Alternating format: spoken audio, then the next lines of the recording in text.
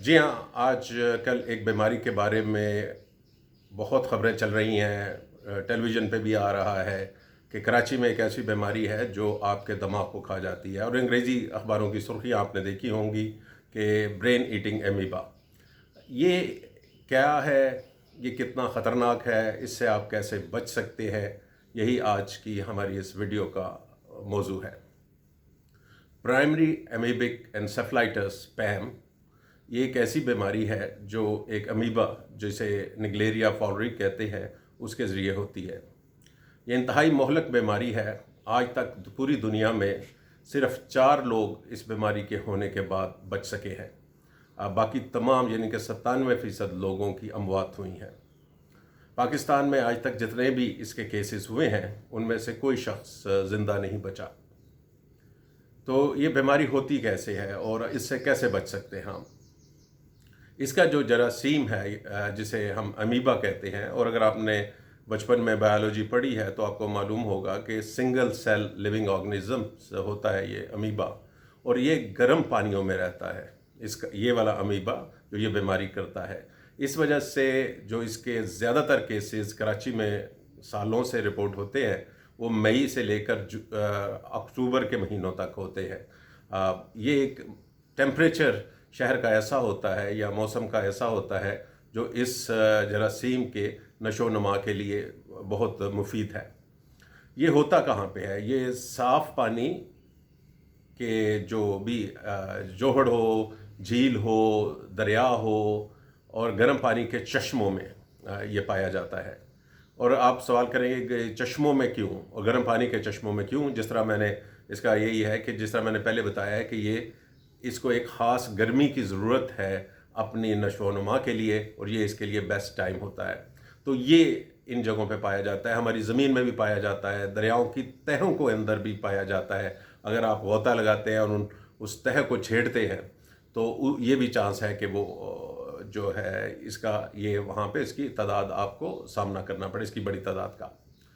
ये जाता आपके नाक के ज़रिए है दिमाग तक, और आपने किसी भी वजह से पानी ऐसा जो कंटेमिनेटेड है जिसके अंदर ये मौजूद है उसको अपनी नाक में डाला है तो इस बात का ख़तरा है कि ये ट्रैवल करता हुआ आपके दिमाग तक पहुँचेगा, और जब खुदा न खास्ता एक दफ़ा पहुँच गया तो इसका इलाज कोई नहीं है। लेकिन ये जहाँ की बीमारी बहुत ख़तरनाक है, ये इतनी ज़्यादा आम नहीं है। अमेरिका के अंदर तकरीबन 10 सालों के अंदर सिर्फ 29 केसेस रिपोर्ट हुए 2012 से लेके 2022 तक, और हालांकि वहाँ पे इस बीमारी को बहुत चेक किया जाता है। पाकिस्तान के अंदर हमने 2014 में इन्वेस्टिगेट किया था, और हमसे मुराद है Pakistan Field Epidemiology Lab Training Program. और जब हमने इन्वेस्टिगेट किया पिछले 3 सालों को 12 से लेकर 2014 तक, तो हमें तकरीबन 23 केसेस मिले। ये बहुत ज़्यादा केसेस हैं क्योंकि उस वक़्त सिर्फ कराची के 2 अस्पताल इसका टेस्ट करते थे, यानी कि केसेस तो इससे ज़्यादा भी होंगे लेकिन कोई और टेस्ट भी नहीं करता था, तो इस वजह से हमें उनका इल्म ही नहीं है।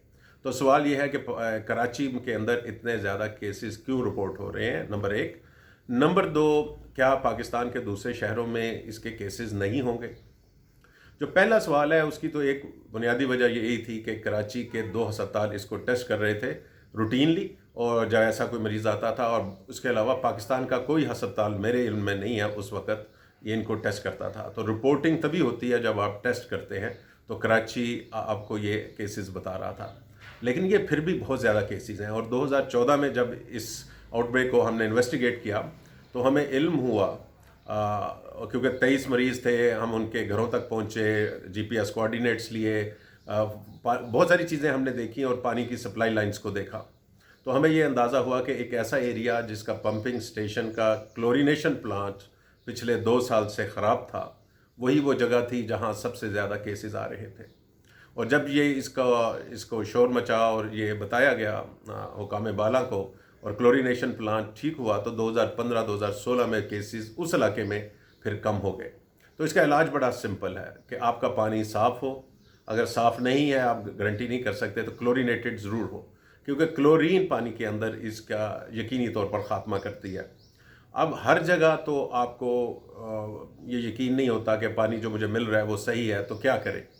तो मेरा ये रिक्वेस्ट है कि अगर आपने नाक में पानी डालना है किसी भी वजह से, अगर आप नहाने गए हैं तो कोशिश करें कि नाक की जो क्लिप होता है वो लगा लें, ताकि पानी आपके नाक के अंदर ना जाए।